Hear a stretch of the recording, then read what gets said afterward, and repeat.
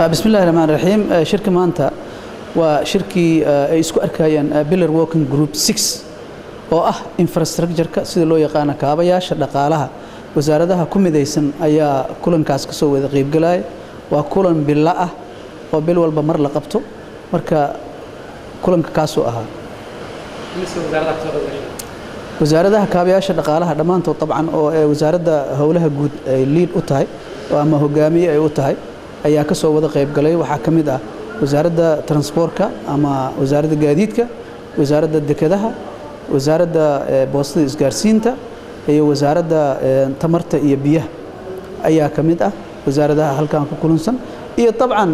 maamul goboleedyada wasaaradahooda dhigooda ah ayaa ku kulansan halkan waxyaabaha looga hadlayo muhiimadiisa maadaama sanadka 2017 wixii tagay aan laga hadlayn higsiga wasaaradda wuxuu yahay qorshaha 2018 والله وزارة كلية معها وزارة public work أما وزارة هولها جود سيدا لسعته أنا أن أقسمه وأهي وحي هجامينيسا وزارة كابياش دقالها سيدا نهريك وشيء وح أن رجينا وحي أهيد إن بشي لصورة في ديسمبر وحن قبلنا لبض كلن بأيهين مت كهري وأهلا كتشجع سي برايورتي loo dhigaa ama agenda isku mid ah oo ku saabsan dib u dhiska wadanka sidee baa maaragtay la soo meel dhigaa dan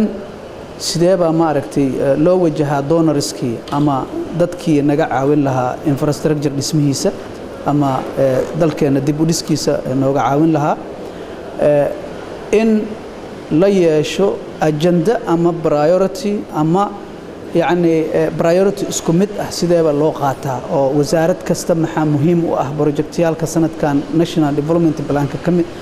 labada sano ka dhiman maxaa yani ugu horeeyo oo la qabana wadanka laga qabana ayaa ujeedada ahayd oo shirka ka bacdi shirka waxa ka soo qayb galay koojeero tabcan sida loo yaqaano ama jeerar kale ama donorski dadkii beesha caalamka naga caawin lahaa dib u dhiska dalka oo ay kamid yihiin dawladda Jarmalka oo ay kamid yihiin African Development Bank ama bangiga Afrika iyo bangiga adduunka iyo hay'ado kale oo caalami ah oo ayagana naga soo qayb galay sidaad arkaysay shirka aad ka arkaysay oo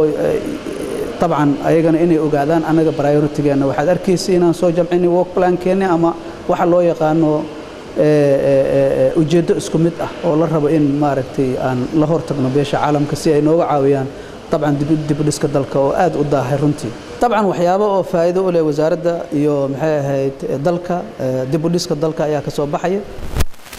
haduu ilaa yira waxa la jamciyay work plan-ka ama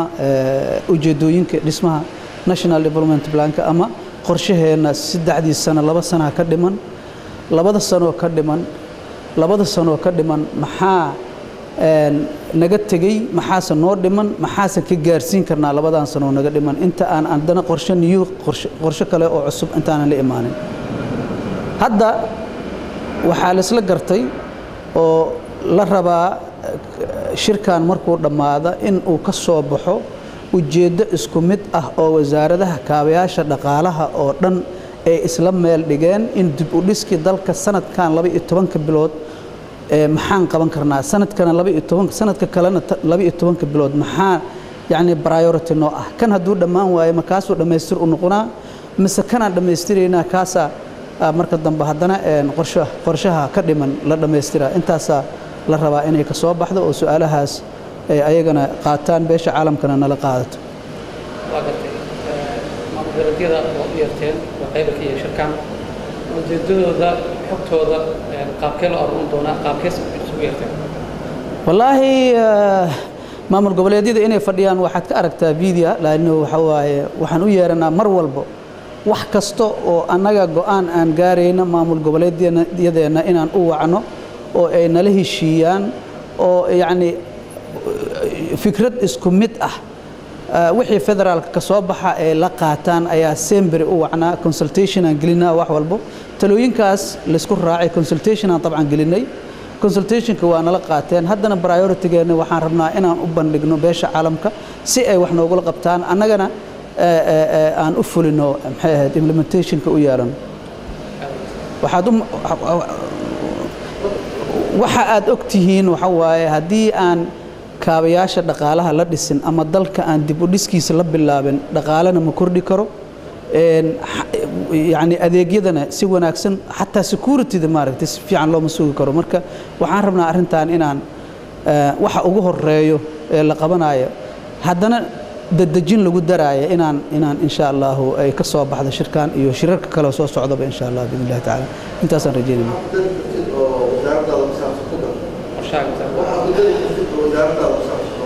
okay wasaaradda howlaha guud runtii waxay isku howshay ay isku mashquulisay inay hogaamiso infrastructure pillar working group haddii af Soomaali ahaan loo dhigana wasaaradaha ama hay'adaha kaabayaasha dhaqaalaha oo dhan inay ku horkacdo sidii degdeg wadankeena ama dalkeena loogu dhisay iyadoo la kaashanayso wasaaradda qorsheynta wasaaradda maaliyadda dabcan yani wasaaradaha oo aabaha ama hooyada u ah wasaaradaha kale oo la'aantood socon karin hadda waxa soo socdo oo qaban qaabinay labadii shir oo horey kugu soo sheegay oo ah shirarkii DG levelka ama agaasimayaasha guud ay iskugu yimaadeen oo ay tala meel wada dhigeen oo donorska ay ka gadeen technical teamkii markii ay soo diyaariyaan haddana February insha Allah ama bisha soo socoto Febraayo waxa isku imaan doona haddana wasiiradii oo kaabayaasha dhaqaalaha ka bacdi taladeena ayay nala qaadan doonaan waxa wasaaradda marka ay isku howshay waxa waaye oo labadaas shir ay ugu qabatay xafiiskeena aan ugu qabanay in ujeedda ama priority isku mid ah in kaabayaasha dhaqaalaha laga gaaro oo ay maxay ahayd dawladda ay soo bandhigto waxa ugu horeeyo ujeeddada ugu horeysa oo laga leeyahay dib u dhiska dalkan inuu isku ujeeddo inuu noqdo waana ka soo baxay insha Allah waa fiican